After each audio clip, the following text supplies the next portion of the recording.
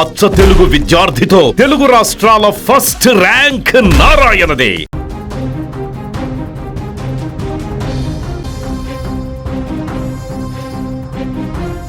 Cinema అనేది కేవలం వినోదం కోసమే, కానీ కొందరు క్రిమినల్ మైండ్ ఉన్న వాళ్లకు అది ఒక పక్కా మర్డర్ ప్లాన్లా కనిపిస్తోంది.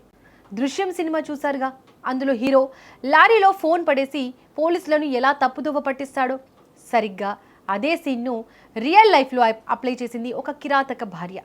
ప్రియుడితో కలిసి గంటల తరబడి క్రైమ్ సినిమాలు చూసింది.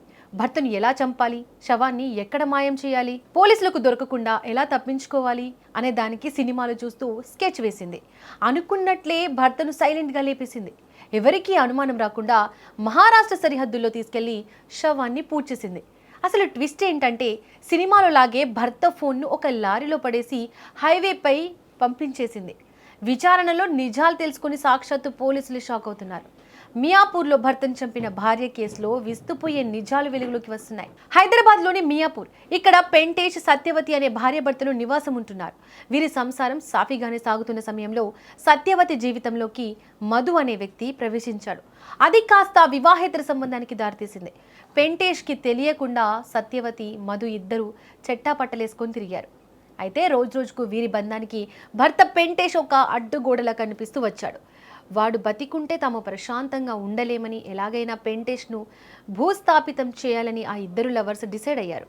కానీ సాధారణంగా చంపేస్తే పోలీసులు వెంటనే పట్టుకుంటారు. మరి చట్టం కంటికి దొరకకుండా ఉండాలంటే ఏం చేయాలి అనే దానిపై క్రైమ్ సినిమాలు చూశారు.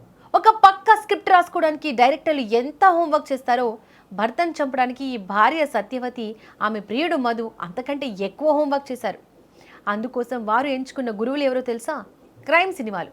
అవును, టాలీవుడ్ సూపర్ హిట్ సస్పెన్స్ థ్రిల్లర్లపై వీరు లూప్లో పెట్టి చూశారు. శవాన్ని ఎలా మాయం చేయాలి, లొకేషన్ ఎలా మార్చాలి, పోలీసులు మొబైల్ సిగ్నల్స్ ఆధారంగా నిందితులను ఎలా పట్టుకుంటారు అనే విషయాలపై పక్కాగా స్టడీ చేశారు. సినిమాలో హీరో ఫ్యామిలీని కాపాడుకోవడానికి ప్లాన్ వేస్తే, ఇక్కడ ఆ కిరాతకులు మాత్రం ఒక అమాయకుడి ప్రాణం తీయడానికి ఆ టెక్నిక్స్ అన్నింటినీ నోట్ చేసుకున్నారు. ప్లాన్ రెడీ అయ్యింది, ఇక యాక్షన్ స్టార్ట్ చేశారు.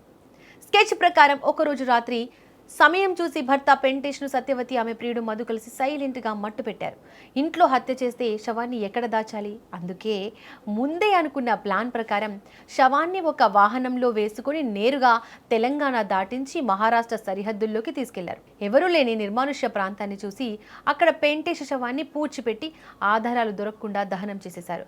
ఇక అక్కడితో కథ అయిపోలేదు. అసలైన సినిమా ట్విస్ట్ ఇప్పుడే ఇచ్చింది సత్యవతి. పెంటేష్ బతికే ఉన్నాడని, ఎక్కడికో వెళ్ళిపోయాడని నమ్మించడానికి అతని మొబైల్ ఫోన్ను ఆన్ చేసి ఉంచారు. ఒక సుదూర ప్రాంతానికి వెళ్తున్న లారీని గమనించి దృశ్యం సినిమాలో లాగే ఆ లారీ టాప్ మీదో లేదో క్యాబిన్లోనో ఆ ఫోన్ను పడేశారు. ఆ లారీ వెళ్తున్న కొద్దీ పెంటేష్ మొబైల్ సిగ్నల్ మారుతూ ఉంటుంది.